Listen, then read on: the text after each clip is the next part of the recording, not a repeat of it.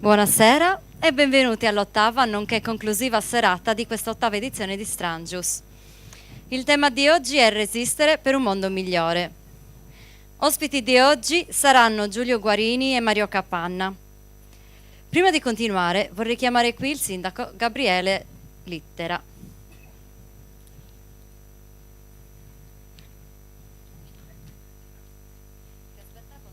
Bentrovati nuovamente a questa ultima serata della prima parte di Strangius, che è sempre un po' un problema, però diciamo che si chiude un primo ciclo che ha visto ovviamente tanti autori coinvolti, 2 li vedrà anche tra poco, ai quali diamo il benvenuto.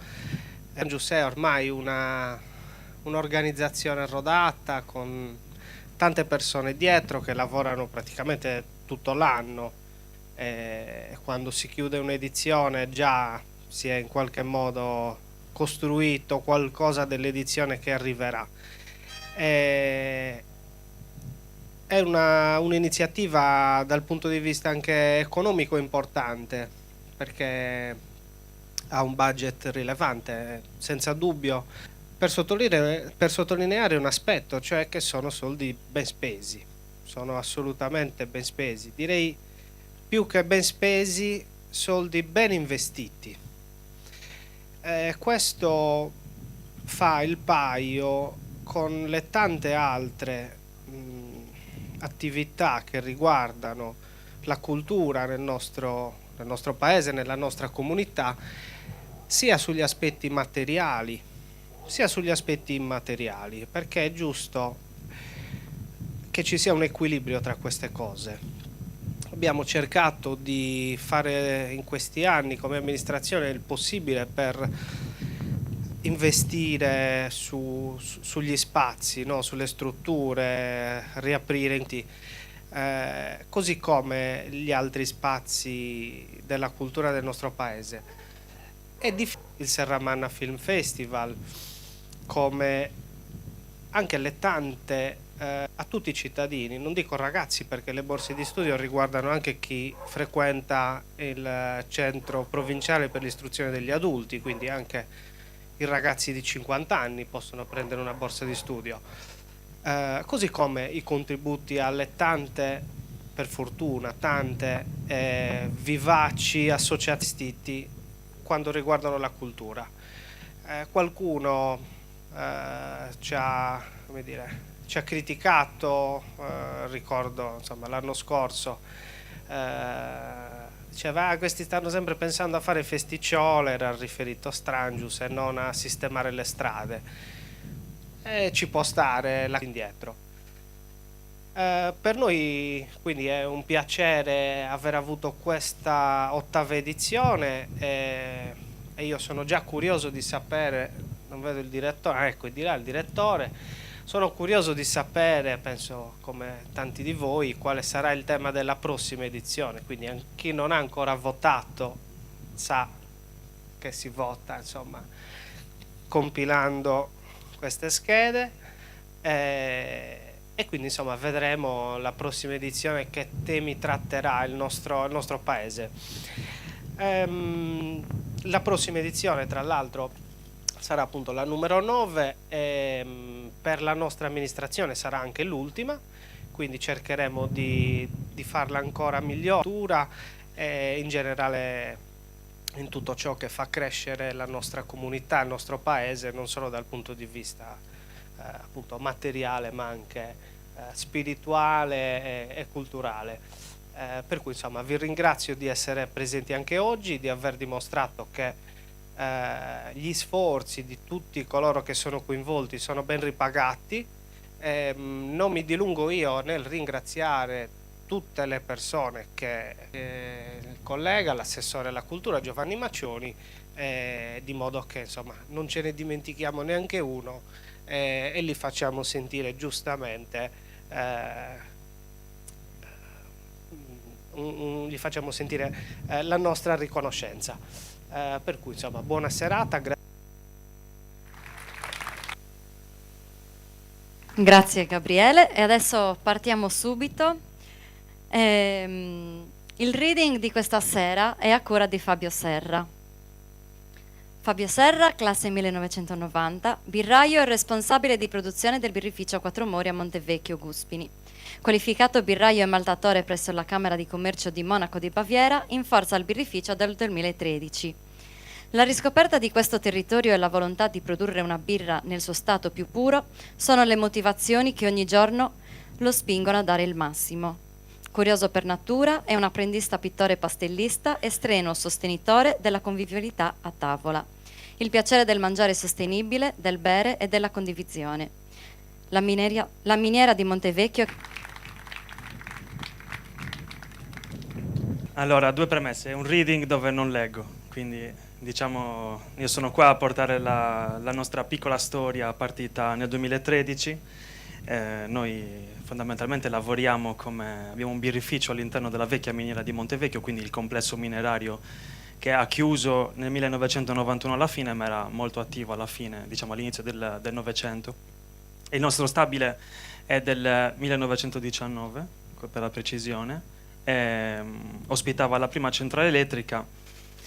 Noi ci siamo ritrovati là, diciamo così, un po' per caso. I miei soci fondatori, prima titolari, adesso appunto soci, cercavano un posto dove avviare un'attività per quella che era, diciamo, un mondo nuovo, che era quello della birra artigianale, che era molto interessante in quel periodo, e trovarono la possibilità di appunto entrare in questo stabile. Sono stati fatti dei lavori, adeguamenti, appunto perché comunque produciamo un prodotto alimentare, e da lì siamo partiti. Siamo cresciuti in maniera esponenziale anno dopo anno, ormai sono 12 anni.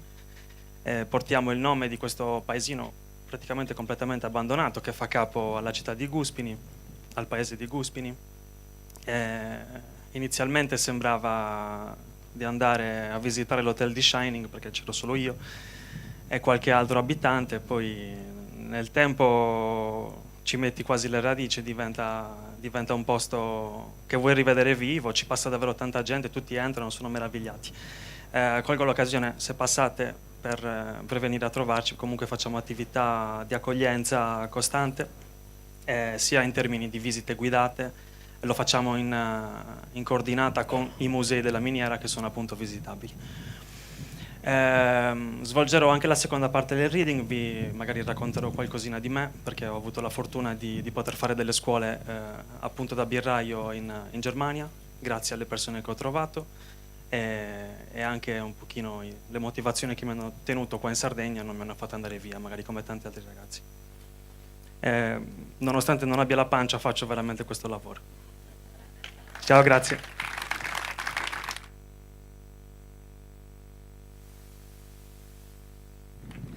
Entriamo nel vivo del primo incontro. Il primo incontro vede protagonista Giulio Guarini, economista, che sarà coordinato da Elisa Carboni. Vi invito qua vicino a me. Intanto vorrei dire due parole su Elisa.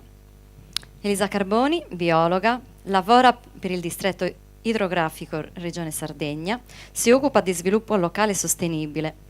Appassionata di lettura, natura e viaggi, da diverse edizioni coordina gli incontri Strangius. Buon ascolto.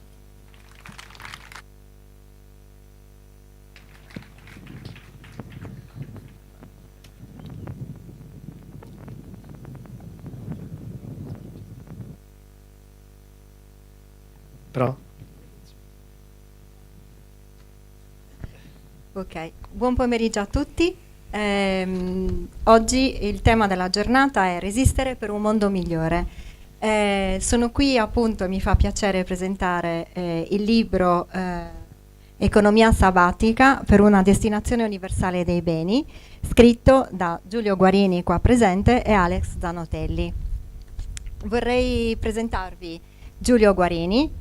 Lui è un economista e docente universitario, ma soprattutto un pensatore attento alle connessioni tra economia, giustizia sociale e spiritualità. Professore ordinario di economia politica presso l'Università della Tuscia, collabora, e questo mi ha colpito tantissimo, ne parlavamo infatti prima insieme, collabora con il Minerva Lab della Sapienza di Roma, è un laboratorio interdisciplinare dedicato allo studio delle disuguaglianze e della diversità di genere.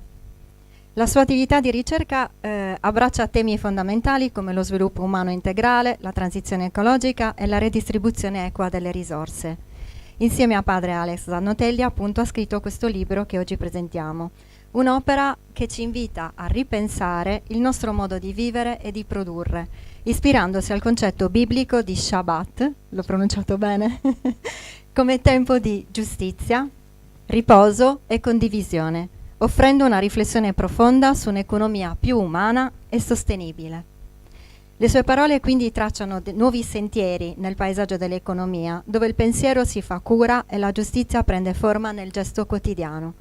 È una visione che non impone, ma invita a rallentare, a contemplare, a immaginare un futuro in cui il bene comune non sia un'utopia, ma una possibilità concreta e condivisa. Il libro, insomma, propone un modello economico nuovo, ok? Dove i temi principali sono la condivisione equa dei beni, la critica al sistema economico attuale, la giustizia sociale e ambientale, lo sviluppo umano integrale. A me ha colpito molto perché nel libro si parla tantissimo di condivisione, e condivisione che deve portare a quello che è l'abbondanza di vita. E adesso ci racconterà, ci racconterà meglio. Allora, innanzitutto vorrei chiedere a Giulio Guarini quale percorso personale e intellettuale vi ha condotto a quest'idea di economia sabbatica.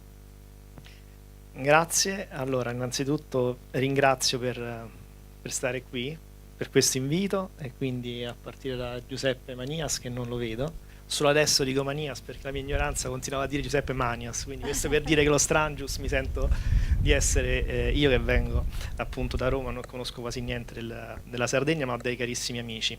Quindi ringrazio per l'invito, perché ovviamente l'autore, padre Alex Zanotelli, doveva essere qui con noi. Insomma, l'invito nasceva ovviamente da questa figura così importante e così significativa, e quindi lo ringrazio di essersi accontentato della mia presenza. E poi ringrazio anche Elisa, diciamo, per come ha preparato l'incontro, e anche i ragazzi che ho conosciuto dello staff. Fatemelo dire, perché penso sia importante, insomma, anche rispetto a quello che tu hai detto prima. Si respira una passione per le cose che si fanno e per lo spirito anche comunitario, che è bello, e rientra quel discorso anche dell'abbondanza di vita, perché un'abbondanza di vita è proprio l'idea di un'abbondanza di cui siamo capaci, perché se no in economia si parla solo di scarsità, invece al contrario si parla di abbondanza non solo di beni, di servizi, ma di conoscenza, di valori, di cultura.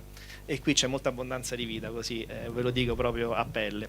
E quindi grazie di questo, mi fa piacere essere qui. E questo libro come nasce mi aiuta anche, così, per chi non lo conoscesse, per quei pochissimi, insomma, anche a riprendere un po' la figura di padre Alex Zanotelli, perché io collaboro con i Comboniani, questo ordine religioso missionario dove appunto di cui fa parte Alex Zanotelli. Sono stato, come magari anche invece molti di voi saranno lettori degli scritti di Alex Zanotelli, missionario comboniano che è abbastanza giovane, 86 anni, quasi 87, ha uno spirito veramente che da fare invidia, e ha passato una vita in missione in Kenya, a Korogosho, e quello che ha sempre affascinato, perché ha letto i suoi libri, è quello di associare la sua fede e il suo impegno missionario con un grandissimo impegno civile, che appunto ha dimostrato, ha illustrato non solo con i suoi scritti, ma anche con la sua vita, con le sue battaglie. Lo ricordiamo, no? Nel periodo del 2000, durante il Giubileo, Momento No Global, Rete Lilliput, magari per chi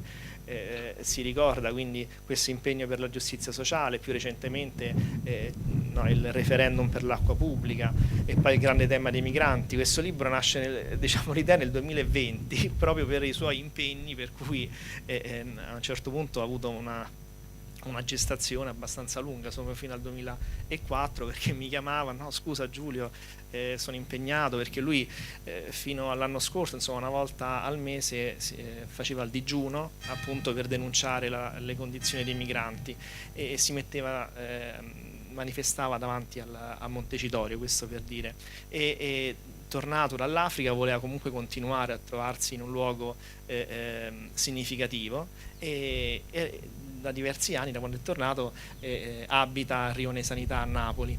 E abita in questa parrocchia, nel centro di questa piazza, dove da una parte c'è il murales di Maradona, quindi ti senti che stai nel cuore di Napoli, vedi questa chiesa parrocchiale, accanto c'è un campanile e lui abita dentro questo campanile, quindi sono andato a trovarlo quando gli ho portato le copie del libro, insomma anche il luogo, come posso dire anche di altri luoghi, insomma rappresenta le persone che ci abitano, quindi in quel caso è proprio la conferma. Insomma, lui nel 2020 scrive questo testo in riferimento appunto alla tradizione dello Shabbat, dell'economia sabbatica, o comunque della tradizione biblica che parte dal riposo di Dio per arrivare poi a inserire le regole per promuovere la giustizia sociale. Adesso magari non mi dilungo, così possiamo dirlo dopo, però insomma scrive questo testo, appunto un testo profetico, e cercava appunto un economista con cui confrontarsi, appunto collaborando con i comboniani. Mi arriva telefonato di questo amico comboniano e niente, io accetto subito, anche un po' diciamo senza ancora averlo letto ovviamente. È una bella sfida, è stata una bella sfida, perché una cosa è essere profeti, una cosa è anche scrivere di economia confrontandoti poi con diciamo il contesto accademico rispetto anche agli studenti. È partito nel 2020 e poi appunto quello delle interruzioni, però andrà bene così, perché poi diciamo il Kairos, il momento opportuno nel 2020 era il momento in cui anche a me faceva piacere iniziare anche a scrivere in modo un po' più divulgativo.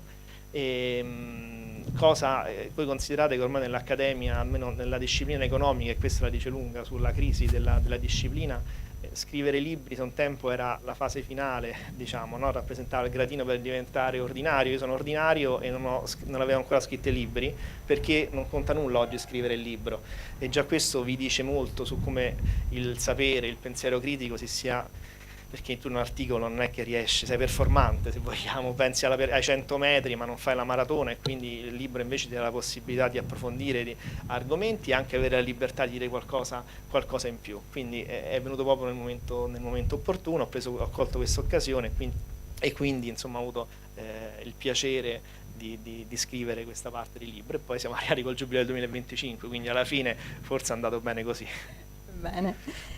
Allora, lo Shabbat di cui parlate tanto tu e Alex Zanotelli nel libro, nella tradizione biblica ovviamente è tempo di sospensione, di cura, di riflessione, no? Di anche condivisione. Come si traduce questo principio in una visione economica concreta? Allora, diciamo, lasciando un po' la curiosità di leggersi il libro, quindi di entrare un po' nei particolari, il libro è diviso in due parti. Nella prima parte, appunto, Zanotelli spiega questa tradizione che dalla Genesi arriva agli Atti degli Apostoli, quel condividere i beni a tavola, passando per la manna che riceve Dio. No, oggi a Messa si parlava del popolo di Israele nel deserto. A un certo punto con la manna si risolve questo fatto, la manna in abbondanza, ma è il primo momento in cui dice appunto le parole di Zanotelli, si inizia a mettere delle regole di convivenza. Le prime regole di convivenza riguardano le regole di distribuzione di queste risorse, perché la manna non può essere accumulata soltanto il venerdì, perché il sabato appunto è festa, e da lì si parte e si porta avanti tutta quanta tradizione per passare poi al famoso evento della moltiplicazione del miracolo dei pani e dei pesci, che compare sei volte. Qualcosa, insomma, questo libro non è soltanto per i credenti ovviamente, anche se è una forte ispirazione, ma insomma anche cultura generale, questi eventi si conoscono.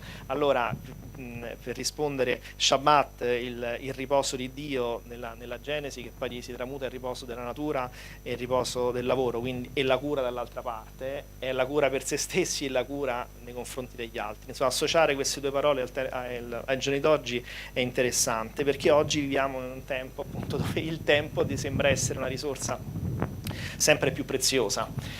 Se dalla rivoluzione industriale fino a qualche anno fa, insomma, abbiamo avuto un crollo del tempo a disposizione dal tempo per il lavoro, in quest'ultimo periodo in realtà le cose stanno leggermente cambiando, e quindi ci si chiede come ognuno di noi personalmente, anche a livello comunitario, si deve gestire il tempo nel modo più opportuno. pensate appunto, lo Shabbat indica un riposo che è un riposo comunitario, e oggi, no, con i negozi aperti, i centri commerciali aperti, c'è questa idea un po' di liberalizzare anche i giorni di festa, per arrivare forse un giorno che ognuno si sceglie qual è il giorno di festa, ma poi che fai? Festeggi da solo, quindi si perde, si sgretola completamente invece dei punti saldi, perché la comunità si ritrova nei momenti di festa, per dire questo. E questo è un grande dibattito oggigiorno. Quel grande dibattito è ad esempio l'idea che per quanto riguarda la cura ha bisogno di tempo. Allora, in tutti i dibattiti che noi abbiamo di cambiare il modello di sviluppo per un modello che sempre più miri alla qualità rispetto alla quantità, ci stiamo dicendo che tutti noi abbiamo bisogno di più tempo. La produzione ha bisogno di più tempo, perché se no soltanto l'intelligenza artificiale tende a minimizzare guardando alla quantità e forse non alla qualità, ma anche il consumatore ha bisogno di tempo per controllare la qualità dei prodotti, no? Perché la classica cosa è poi uno alla fine, andando di fretta, entra nel supermercato, compra le cose e forse magari serve tempo per andare a comprare quel tipo di prodotto. Così tutti quei tipi di prodotti relativi, non so, per esempio al prodotti o servizi, no? Pensate ai servizi culturali, il teatro, il cinema, altri tipi di servizi che aumentano la qualità della vita, che passano per le relazioni, quelle lì hanno bisogno di tempo, e quindi diventiamo schizofrenici se da una parte dobbiamo sempre più lavorare, ma dall'altra immaginiamo un mondo diverso, perché immaginare un mondo diverso, sempre più centrato sulle relazioni, non sull'individuo, le relazioni si consumano, hanno bisogno di tempo, insomma. E quindi questo può essere un altro modo per leggere una delle sfide. Covid, smart working, da una parte ti dà il tempo per conciliare, dall'altra parte ti elimina qualsiasi confine tra la vita privata e il lavoro. E anche qui non c'è una risposta, però uno butta lì delle parole chiave che effettivamente sono determinanti oggi per una discussione generale, ma anche per una riflessione personale. Tu hai parlato adesso appunto del tempo, della mancanza di tempo, che porta via anche, diciamo così, la capacità delle persone, o comunque il tempo per potersi dedicare alle relazioni. Nel libro il fatto dell'importanza delle relazioni umane è sottolineato praticamente ovunque. Secondo te, secondo voi, insomma, quali sono le cause principali della crisi del sistema economico attuale? Allora, un aspetto di questa economia sabbatica è che vuole provare a mettere insieme i due grandi ambiti di critica al sistema attuale, quello che chiamiamo questa economia, come faceva Papa Francesco, per essere diretti e capirci, non perdere tempo a dare delle definizioni. Questa economia ci piace? No, perché o dal punto di vista etico oppure dal punto di vista dei meccanismi, cioè dal punto di vista strutturale. Il libro prova a mettere insieme questi due aspetti. Quindi, come prima abbiamo parlato delle relazioni, del tempo e della cura, il problema centrale oggi è il problema dell'accumulazione di ricchezza, e quindi passiamo ad un altro tipo di livello, ma tutto si tiene insieme, perché oggi il cuore del problema è questa finanza che non è più una finanza che è strumento di sviluppo, ma una finanza fine a se stessa. E la reazione che è un po' di tutti, al di là che uno conosca o no, ma vediamo quello che è successo, insomma, con la crisi del 2007 e 2008, ma questo è un problema etico o un problema anche strutturale? È anche un problema strutturale, perché il sistema, no, nel libro la mia riflessione si basa su questo, prendo questi due pilastri per ragionare di economia sabbatica. Da una parte questa capacità di abbondanza di cui siamo capaci, abbondanza di risorse, di beni, abbondanza di conoscenza, pensando al progresso tecnologico, ma dall'altra parte il tema della condivisione.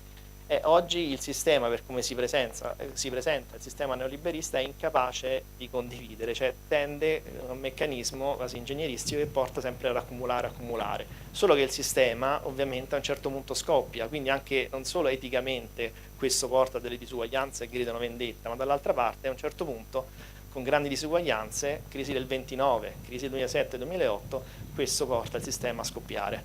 Ovviamente il meccanismo non è stupido, perché poi chi ha provocato questo ovviamente alla fine si salva, tant'è che poi nel 2011 abbiamo la crisi del debito perché interviene lo Stato pantalone.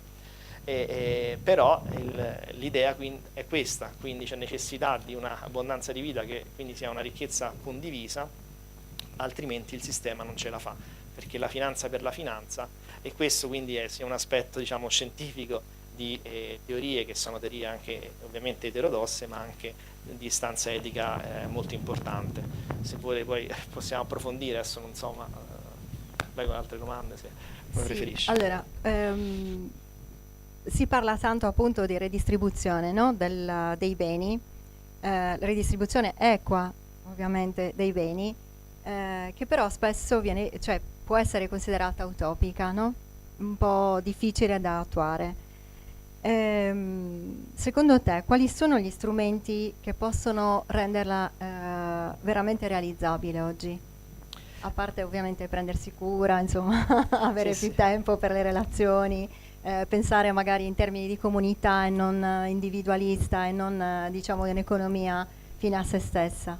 Allora, con una battuta, se uno pensa, c'era questo economista Minsky che dice inizialmente il capitalismo è fondato sui proprietari che sono anche imprenditori, poi a un certo punto entra il manager, qui c'è il proprietario, c'è il manager, poi sono i lavoratori, e il capitalismo moderno prevede che non c'è né il proprietario, cioè che i proprietari diventano fondi di investimento, e i fondi di investimento in realtà vogliono dei dividendi, dei ritorni subito, immediatamente, quindi si collega pure il discorso relazionale, per cui se tu un'impresa vuoi farla diventare una comunità con una partecipazione degli imprenditori, dei lavoratori, hai bisogno di tempo, e proprietà appunto legate ai fondi di investimento questo non te lo permettono, quindi il discorso che si collega a quello che si diceva prima è proprio quello di riprendere in mano la finanza e cercarla di regolamentare, ma non è soltanto quello, è anche una distribuzione del reddito per riprendere in mano il tema dei salari che sono molto bassi, e se uno va a vedere dei grafici direi che fino agli anni 70, forse i primi anni 80, in qualche modo la produttività del lavoro cresceva, e crescevano anche i salari e crescevano anche i profitti,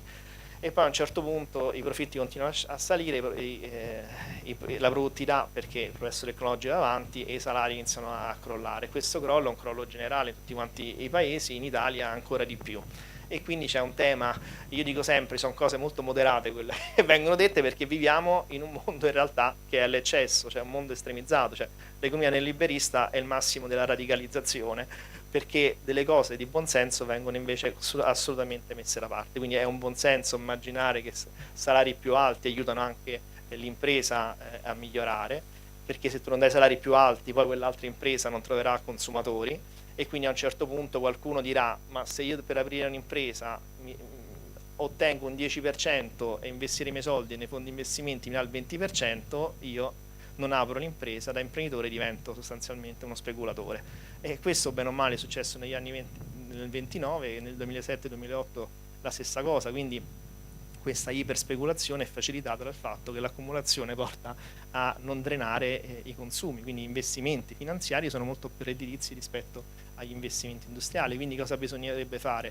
Bisognerebbe appunto la finanza, rimettere al centro la finanza per lo sviluppo, perché la finanza così che nasce, cioè come strumento per migliorare il commercio, per migliorare gli scambi, per aiutare il sistema produttivo. I famosi derivati, non so se avete mai sentito, in realtà nascono in agricoltura. L'agricoltura è l'attività economica più incerta di tutte, perché dipende dal tempo, e fino a prova contraria anche oggi Google non ci riesce esattamente a prevedere il tempo, e i derivati nascono per aiutare a gestire il rischio. Quindi hanno anche un senso ragionevole per la produzione, vengono presi e poi a quel punto mettiamo tutto in mano a degli ingegneri o comunque a qualcuno che lavora e gioca con questi sistemi, e alla fine escono i derivati per derivati.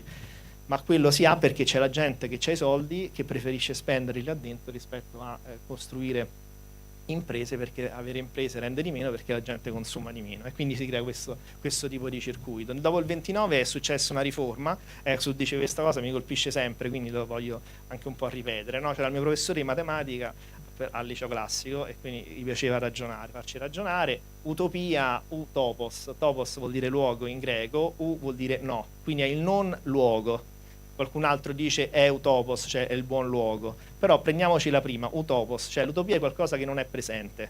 Ora, cosa che non è presente non vuol dire che non potrà essere presente, e quindi questo tema dell'alternativa sta a noi decidere se l'alternativa è realizzabile o non realizzabile. Ecco, su questo dopo il 29 si è regolamentata l'attività delle banche, si è detto banche, dividiamoci, i correntisti sanno che se metti i soldi sulla banca A, banche di investimento potranno avere dei soldi che vanno ad aiutare a sostenere la speculazione, soldi invece banche commerciali che verranno date alle imprese, quindi il capitale industriale. È durato fino agli anni 90. Con gli anni 90 abbiamo avuto il Bill Clinton che ha avuto quest'idea invece di tornare a prima degli anni del 29, perché era il periodo in cui il neoliberismo a quel punto, come una diga, alzi la diga, l'acqua entra dappertutto, quindi non c'è sinistra, non c'è destra, non c'è nulla, completamente diventa il pensiero unico, e quindi anche il Partito Democratico americano praticamente crea questa banca universale, e quindi la libertà di mercati, e si riprende a fare speculazione fino ad arrivare alla crisi del 2007-2008, e Monte dei Paschi di Siena, che è simbolica la cosa, al di là la banca più antica del mondo, fallisce perché ha fatto degli investimenti totalmente finanziari, andando dietro a cosiddetti prodotti finanziari tossici. Quindi oggi sarebbe semplicemente di rimettere nei binari giusti la finanza e dall'altra parte appunto aiutare la finanza locale. Non è qualcosa di utopico, è qualcosa che è stato fatto per tanti anni, adesso invece per volontà questo non è stato fatto. Qual è il dramma? È che dopo il 29 abbiamo avuto anche una rivoluzione culturale, scientifica importante all'interno del mondo economico. Dopo il 2007-2008 e anche delle leggi importanti, il 2007-2008 di fatto non è cambiato praticamente nulla. Grazie.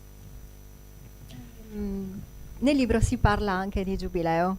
Siamo nel 2025 e c'è il giubileo. Ne ho la prova, a Roma era strapieno di gente. Il giubileo appunto è al centro della vostra proposta. Che significato assume in questo contesto e quali sono le opportunità che può aprire? Allora, il giubileo è praticamente nell'Antico Testamento la parte finale di questa economia dello Shabbat, perché si dice il riposo settimanale diventa un riposo settennale, e poi ogni 49 anni, ma in questo riposo c'è una rifocalizzare il sistema economico dal punto di vista della giustizia e del rispetto della natura, perché poi il terreno deve essere messo a riposo, e si introduce il grande problema già presente dall'epoca, dalla Bibbia, della finanza, quindi il problema dei debiti, perché non pagando chi non era più capace di pagare i prestiti perdeva la terra e poi diventava schiavo. Cosa attuale ancora adesso in molti contesti esistono proprio queste schiavitù dovute a debiti non ripagati. Il giubileo quindi è la parte finale, cioè ogni 49 anni. Quindi l'idea è quella del 2000, è ripresa questa idea di ritornare a quel lato anche economico del giubileo, perché appunto tutta la sapienza biblica tiene insieme aspetti etici, aspetti strutturali, meccanismi strutturali di giustizia, ed è assolutamente ha una grande capacità di leggere la realtà e di essere molto realista, perché non si dice, si propone un modello ideale, si dice ogni tanto dobbiamo risistemare l'economia se si allontana dai binari della giustizia. Quindi c'è un profondo senso di realismo, ma di speranza, perché ogni volta deve avere quel coraggio. Quindi anche semplicemente, questo perché lo dico, perché nel 2000 ci fu la grande campagna del debito, portò alla cancellazione di parti del debito dei paesi in via di sviluppo, e ci troviamo adesso nel 2025 dove c'è ancora un problema di debito dei paesi in via di sviluppo, ma la situazione, sono passati 25 anni, e quando ci confrontiamo anche con altri colleghi che in qualche modo cercano anche un po' di coinvolgere, così effettivamente il mondo in 25 anni è cambiato. Adesso non è che vedi per forza è cambiato in peggio, però effettivamente la situazione generale è molto peggiorata, o comunque grandi difficoltà. Adesso se uno dovesse dire facciamo una manifestazione, la fai per la pace, se non pensi a... però il debito, il problema del debito in molti paesi è presente, perché abbiamo avuto il Covid nel mondo, e quindi paesi indebitati per spese sanitarie che sono salite. Abbiamo avuto con la crisi Ucraina e Russia, abbiamo avuto la crescita dei tassi di interesse, e se da noi cresce il 10%, nei paesi indebitati cresce molto di più. Noi possiamo fare il mutuo scegliendo dal tasso fisso al tasso flessibile, tasso variabile. In questi tipi di contratti è sempre il tasso variabile quello che vince, quindi sei ancora più dipendente dai mercati internazionali. Non ci sono più fondo monetario e ci sono ancora, ma in modo minoritario, Fondo monetario e Banca Mondiale, che nel 2000 si criticava così, però almeno comunque erano delle istituzioni. sono sempre di meno gli stati, e chi è che presta i soldi, che ha prestato i soldi, sono i fondi di investimento, e che è un oggetto molto diverso.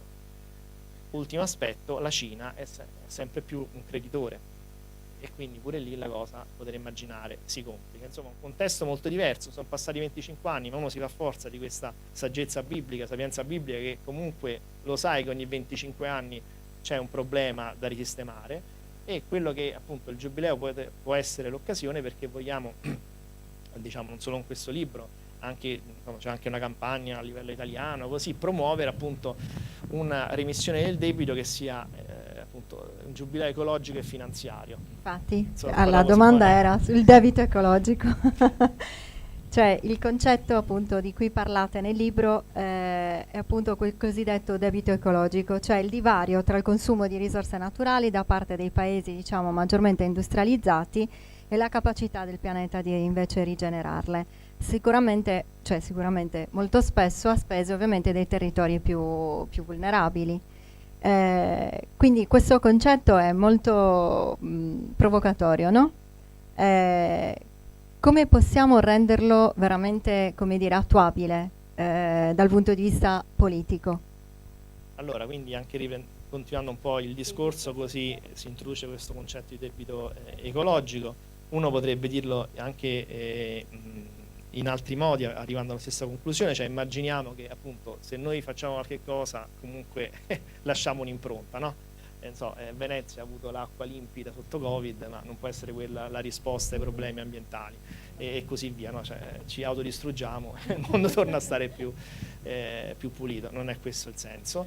Dall'altra parte possiamo immaginare come se ognuno di noi, ogni paese avesse un diritto ad inquinare, cioè un diritto a lasciare un'impronta, no? E sostanzialmente il debito ecologico è che noi abbiamo superato di molto la nostra quota, se dovessimo considerare il mondo in termini di giustizia. L'abbiamo superata, e anche se uno dice sì, ma la Cina sta inquinando molto, sì, ma non lo dico io, ma gli esperti, diciamo, i biologi chimici, l'anidride carbonica si accumula nell'aria, e quindi diciamo, se uno va a vedere la quota accumulata, cioè negli anni, qui l'anidride carbonica degli anni 50 sta ancora in giro, quindi sicuramente c'è una responsabilità nostra di utilizzare più di quello che ci dovrebbe essere dovuto come esseri viventi, e non come il fatto di avere una quota del PIL più alta. E poi c'è l'utilizzo delle grandi risorse naturali.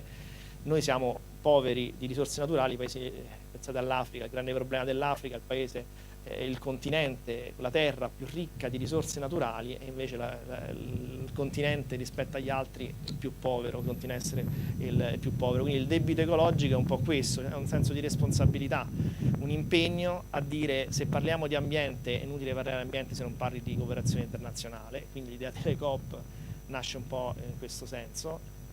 Oggi la difficoltà è avere al tavolo le persone che contano, che appunto Trump si è ritirato, quindi, però è questa. E quindi in Brasile a novembre ci sarà la prossima COP. Ho partecipato anche a un incontro al Dicastero dello Sviluppo Umano Integrale. Insomma, la volontà è continuare a portare avanti quest'idea che l'ambiente è una questione fondamentalmente di tipo politico, ma di politica internazionale.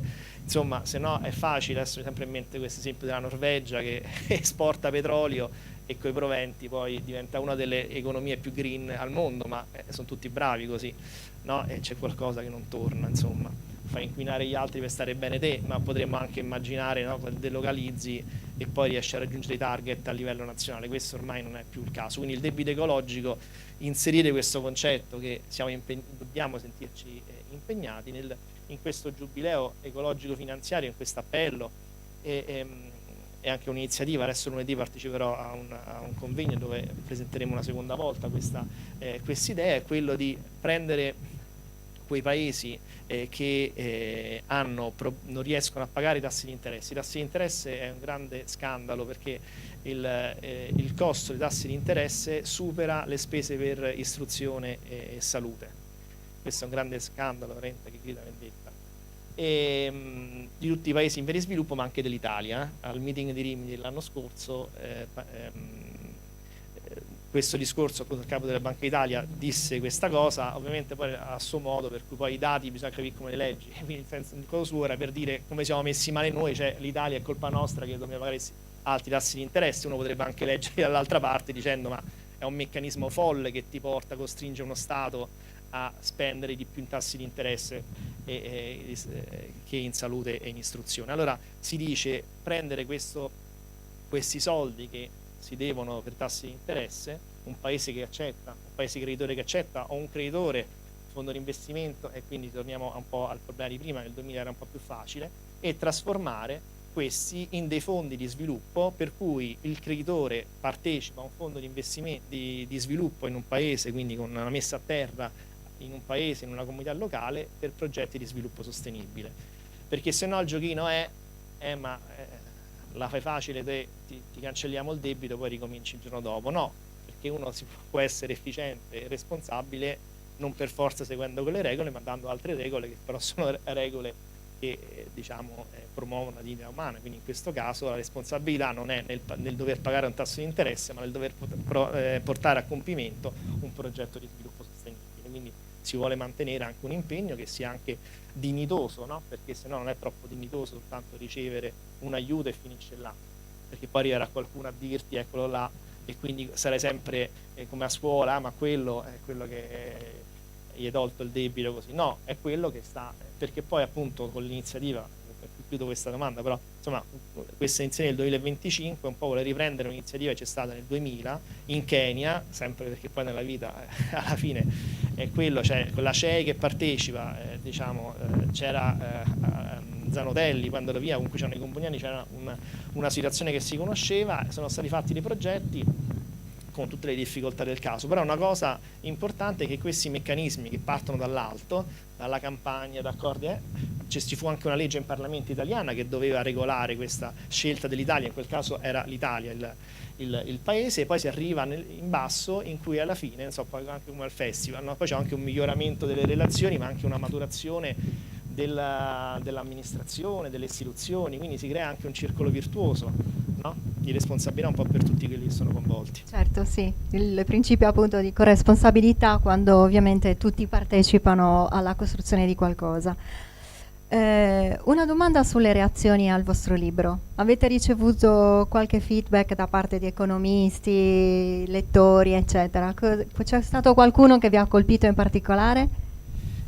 Allora, abbiamo fatto diverse presentazioni, un po' nelle presentazioni a me quello che mi colpisce è un po' questo, un po' quello che dicevi te, cioè il fatto di sentire tutto quanto come fosse un'utopia, e sia dagli adulti, no, gente che magari si ricorda altre epoche, dice ma questa cosa qui è di altri tempi, tanto ormai i tempi sono cambiati, quindi questo senso un po' di pessimismo quando uno purtroppo invecchia male, cioè si porta dietro questa cosa, ma ai tempi nostri.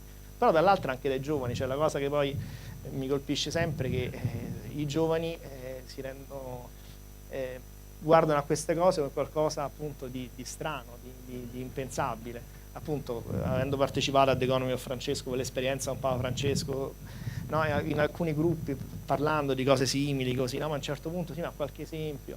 E io ci ho pensato un po', ho fatto, per esempio, un sistema sanitario nazionale che abbiamo noi è una forma, no, di condivisione di un'abbondanza, e che poi dopo col Covid abbiamo visto che non è così scontato in giro per il mondo, però in una certa fase siamo riusciti a ottenere quello, come altre nostre dei lavoratori, un certo welfare, quello è una forma di condivisione, quindi ecco, mi sorprende, ma è figlio dei tempi, insomma, vedere qualcosa di altro, no, perché c'è questo motto che viene utilizzato dalla Thatcher, quindi questa, una dei fondatrici del neoliberismo, there is not alternative, non c'è alternativa, e questo è un motto veramente che molto forte, perché poi dal punto di vista culturale non dà la possibilità di trovare altre vie. Spegne l'immaginazione. Sì, spegne completamente l'immaginazione. Allora, anche se i giovani non conoscono questo motto, però di fatto è come se lo respirassero giornalmente.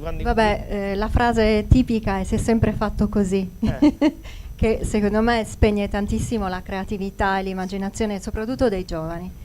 Cioè nel senso che dare per scontato che lo stato attuale sia quello che si deve comunque portare avanti, mentre invece no, il cambiamento nasce da ognuno di noi.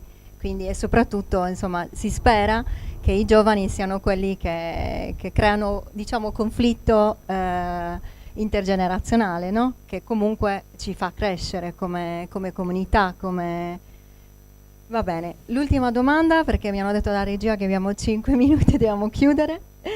I prossimi passi per cercare appunto di creare, di supportare questo cambiamento con questa visione di economia sabatica. Allora, i prossimi passi, diciamo, personali, strettamente che uscirà un altro libro a breve, insomma già a settembre, che si occupa di sviluppo umano integrale, sempre continuando un po' questo filone insieme a un collega, Mario Bigeri, dell'Università di Firenze, insieme a un monaco, si chiama Guido Alberto Bormolini, un grande conferenziere, un grande anche intellettuale, oltre che essere monaco, di mettere insieme quest'idea insomma, di uno sviluppo armonioso in cui c'è anche la parte spirituale, ma una spiritualità che deve arrivare a tutti, perché ognuno poi quando torna a casa la sera ti guarda allo specchio, credi non credi, c'è qualcosa che va oltre rispetto al tuo lavoro, o c'è qualcosa, no? Il ragazzo di prima che parlava della sua esperienza, ma perché lo fai? Perché ti dà qualcosa. E questo invece appunto l'idea svilente è che si vada pure a chiudere questo canale, quindi sicuramente questo a livello, con questa iniziativa che vogliamo portare avanti, sperando, adesso il tempo, diciamo, il giubileo sta per finire, quindi vogliamo continuare con questa iniziativa, passando magari dal livello internazionale all'Italia. La Meloni a fine giugno ha detto che si sarebbe impegnato, il governo si sarebbe impegnato a reinserire nel piano Mattei, che è quel piano dell'Italia di cooperazione con l'Africa. L'ha detto, però da nessuna parte ancora è scritto, cioè a giugno 2025 è un documento in cui faremo così, quindi ci piacerebbe in qualche modo seguire meglio questa cosa. E terzo, a livello ecco, di un po' di squadra con altri colleghi, dall'anno scorso stiamo promuovendo un manifesto per la rinascita dell'economia, ci sono diversi punti, ma è l'idea anche con diciamo, partenze diverse, però l'arrivo vuole essere voltiamo pagina rispetto a questa economia, e quindi questo portarlo all'interno anche dell'università, questo è importante, cioè anche partire proprio nell'insegnare l'economia in modo diverso, perché poi gli studenti di oggi saranno gli imprenditori di domani, ma anche i cittadini che andranno a votare, saranno i giornalisti che fanno le domande sempre uguali alle stesse persone perché sono gli stessi libri che leggono, e quindi è il circolo vizioso che non se ne esce più. E quindi ecco, questo qui è anche un aspetto che anche all'interno dell'università è importante portare un po' di novità in questo senso. Benissimo, grazie. Grazie a tutti, grazie. Credo che ci sia qualche domanda. Sì, sì. C'è qualche domanda dal pubblico? Mi sembra di no. No, ok, abbiamo massacrato grazie. tutti. Esatto, uccisi. Eccoci. Allora, prima di, come dire, di mandarvi al posto, vorrei chiamare qui Gianluigi e Tiziano per un piccolo omaggio.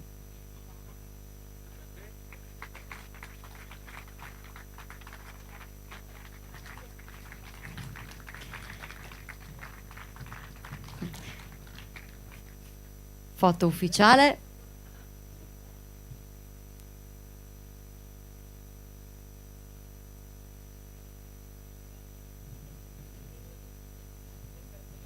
Bene, grazie Giulio e grazie Elisa.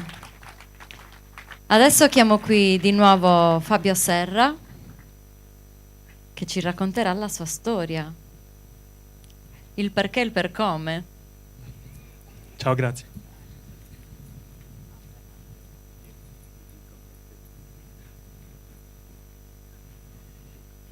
Quindi parte 2 del reading non reading.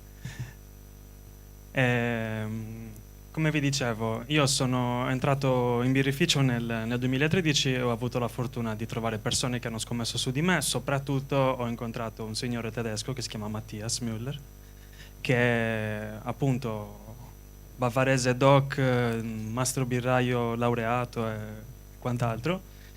E la prima domanda che mi ha fatto è stata: se vuoi lavorare in birrificio devi andare in Germania a studiare.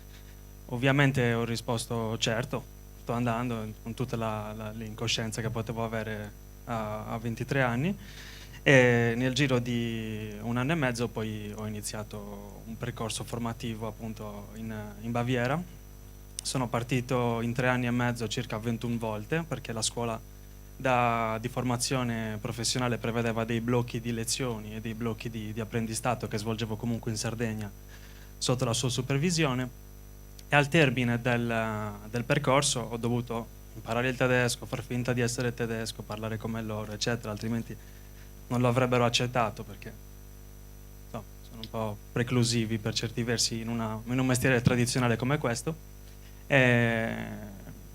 è stata data la possibilità, tra l'altro, di partecipare alla liberazione dell'apprendistato, che è una manifestazione che si fa a Monaco di Baviera, e abbiamo sfilato con il gruppo Tradizioni Popolari che mi ha accompagnato appunto nel giugno 2019, e ho terminato così il mio circuito di studi.